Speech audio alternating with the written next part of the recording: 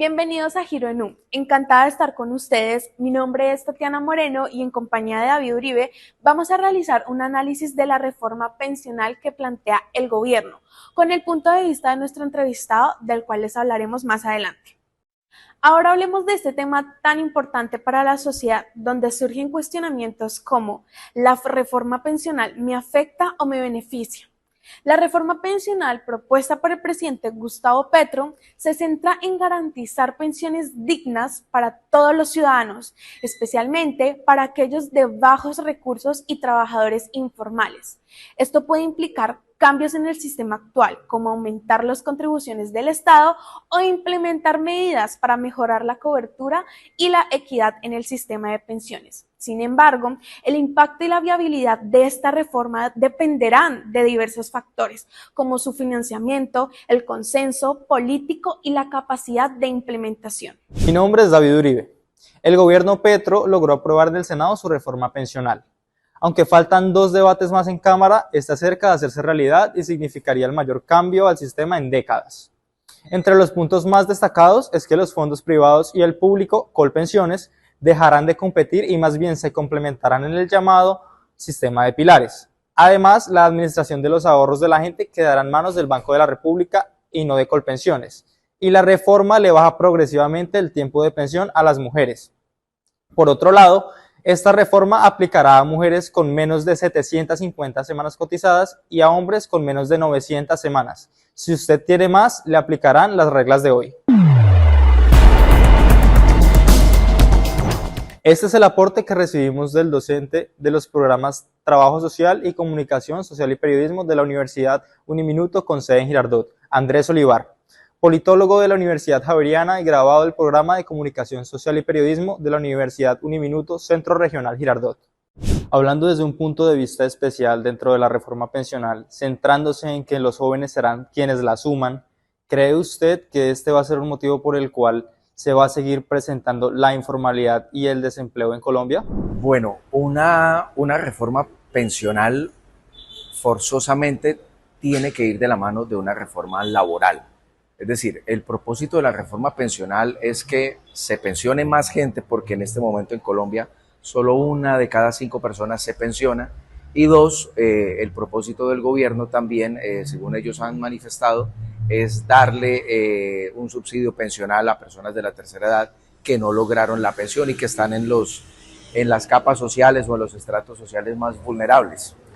Eso por ese lado. Y por el otro lado, con respecto a lo que mencionaba al inicio, una reforma pensional tiene que ir de la mano de una reforma laboral, porque en realidad el logro de la pensión o el propósito de que una persona se pensione está muy ligado al mundo laboral y particularmente a la estabilidad laboral. Entonces, si nosotros pensamos que, por ejemplo, el mundo laboral como existe hoy, en el que se le da mayor importancia o mayor relevancia al empresario sobre el trabajador, se flexibilizan los contratos laborales, no se le da al trabajador la estabilidad necesaria, porque los contratos son a 1 mes, a 3 meses, a 6 meses. De esa forma, el trabajador nunca logrará cotizar para su pensión, para que cuando llegue el momento en su ciclo vital de terminar de trabajar, logre tener las semanas suficientes acumuladas para alcanzar su mesada pensional. Entonces, la reforma pensional es un propósito loable, digamos, de este gobierno, pero, repito, esto tiene que estar relacionado o íntimamente ligado a una reforma laboral que le garantice a la clase trabajadora estabilidad laboral, porque si los contratos siguen precarizados, se seguirá entonces precarizando al trabajador y de esa forma no habrá reforma pensional que valga.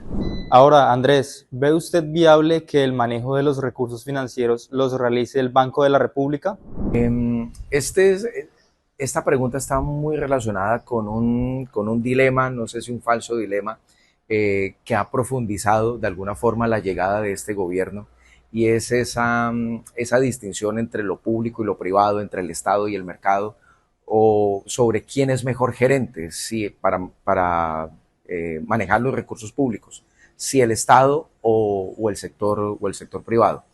Desde el Estado se dice entonces que lo privado o los privados tienen intención únicamente de lucrarse, y desde los privados se dice que entonces desde lo público, el manejo de los recursos desde lo público lo que hace es fomentar la corrupción.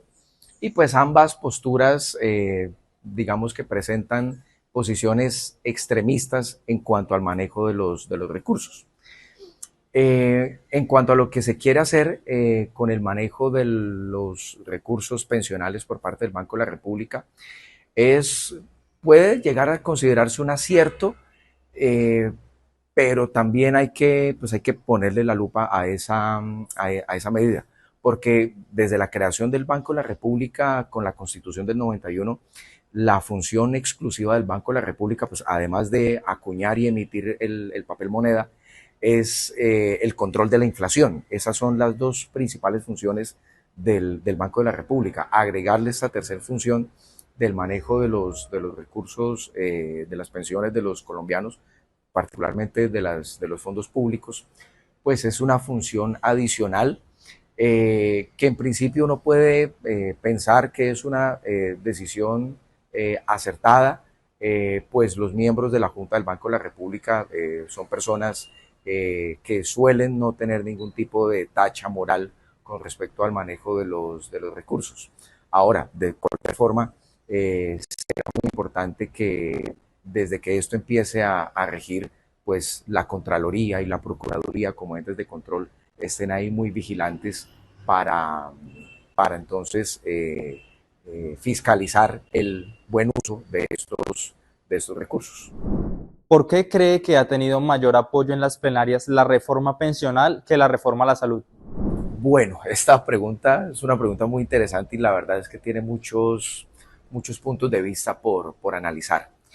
Yo creo que la reforma a la salud ha sido la reforma más que ha despertado mayor nivel de reactividad tanto en el Congreso como en la ciudadanía, porque es una reforma que desde el inicio se planteó de manera, digamos, radical por parte del gobierno. Desde el comienzo, cuando la ministra era Carolina Corcho, por ejemplo, lo que se propuso fue acabar con la CPS.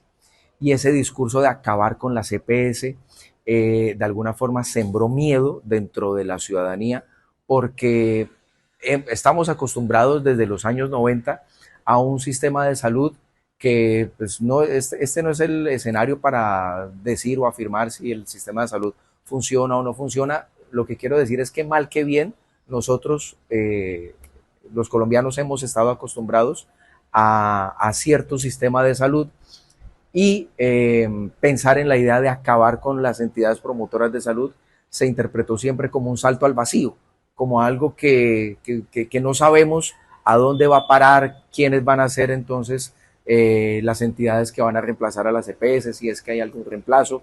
Y esto está, o el trasfondo de todo esto es lo que mencionábamos hace un momento, de esa idea que ha profundizado el actual gobierno de volver, de retornar a lo público lo que estuvo a manos de los privados, en este caso la salud.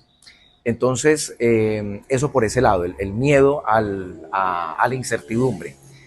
Y por otro lado, es innegable también los intereses creados que hay en algunos congresistas, senadores y representantes a la Cámara, intereses creados en cuanto a vínculos que ellos tienen con ciertas EPS, con el manejo de ciertas EPS, e incluso se ha llegado a hablar de financiación de las campañas de algunos congresistas por parte de algunas empresas que tienen vínculos con EPS. Entonces, pues esto claramente vicia el trámite en el Congreso, porque los congresistas evidentemente no van a legislar en contra de sus intereses.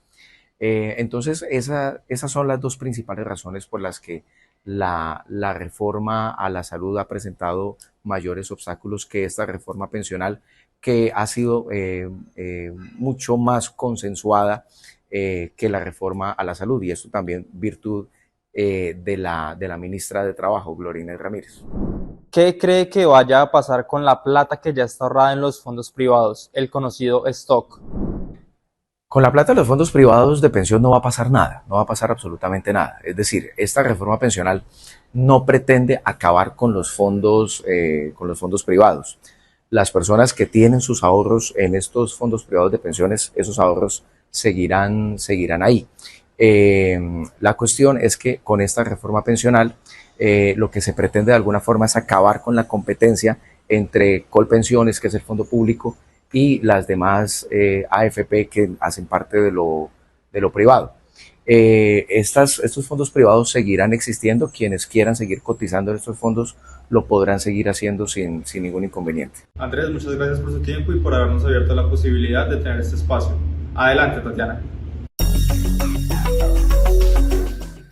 Actualmente en Colombia existen dos regímenes de pensiones, el público con Colpensiones y su contraparte privada con los fondos pensionales, agremiadas bajo el paraguas de Asofondos. El texto del gobierno de Gustavo Petro propone una transformación completa hacia un esquema de pilares con tres de estos, siendo el solidario, el semicontributivo y el contributivo. El pilar solidario será el encargado de beneficiar con una renta básica a toda persona de nacionalidad colombiana que no tiene una pensión, que integre el grupo de pobreza extrema y de focalización que defina el gobierno. El pilar semicontributivo está conformado por las personas afiliadas al sistema que al momento de cumplir la edad para pensionarse no completen los requisitos para acceder a una pensión contributiva. Mientras tanto, el pilar contributivo está enfocado en atender a las personas con capacidad de pago para cotizaciones igual o superior a un salario mínimo. Dentro de este apartado están el régimen de prima media, Colpensiones y el componente del ahorro individual. Se logra evidenciar una de las discusiones más importantes del proyecto, que en su versión original pretende establecer un umbral de cotización de 3 salarios mínimos. Los expertos hablaban sobre un alto impacto fiscal de este requisito y pedían reducirlo a un salario mínimo. Muchas gracias por habernos acompañado hoy en esta edición de Giro en U.